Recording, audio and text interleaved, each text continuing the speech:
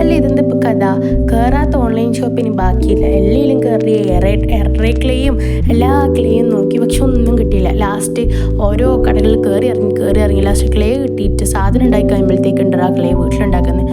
ഇതെല്ലാം നേരത്തെ ഉണ്ടാക്കിക്കൂടി ഞാൻ ഉടനെ ചോദിച്ചു, പക്ഷേ എൻ്റെ തല പ്രവർത്തിക്കുന്നില്ല.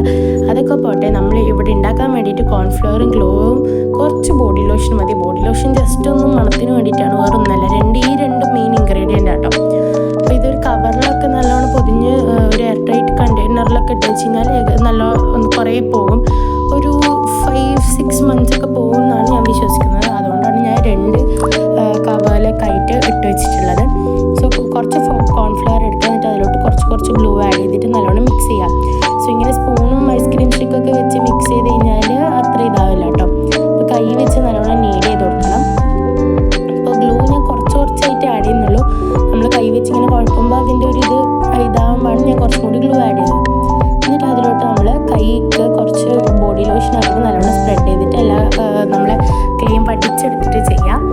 അപ്പോൾ ഭയങ്കര ഈസിയാണ് ഉണ്ടാക്കാൻ, നല്ല സോഫ്റ്റ് ക്ലേ ആട്ടോ, എല്ലാം ട്രൈ ചെയ്യാൻ പറ്റും. അപ്പോൾ ഇത് വെച്ചിട്ട് ഞാനൊരു ഫ്ലവർ കീച്ചനൊക്കെ ട്രൈ ചെയ്തുകൊണ്ടാണ് പറയുന്നത്. സോ എല്ലാവർക്കും ഇഷ്ടപ്പെട്ടാൽ ലൈക്ക് ചെയ്യുക, ഷെയർ ചെയ്യുക, കമൻറ്റ് ചെയ്യുക. നിങ്ങളുടെ സജഷൻസ് ഒക്കെ കമൻറ്റ് ചെയ്യുക. ട്രൈ ചെയ്തിട്ട് എല്ലാവരും അഭിപ്രായമൊക്കെ കമൻറ്റ് ചെയ്യുക. സോ ഇതിൻ്റെയൊക്കെ അടുത്ത മേക്കിംഗ് വീഡിയോസും ഇനി ഇത് വെച്ചിട്ടായിരിക്കും ഫുൾ വീഡിയോ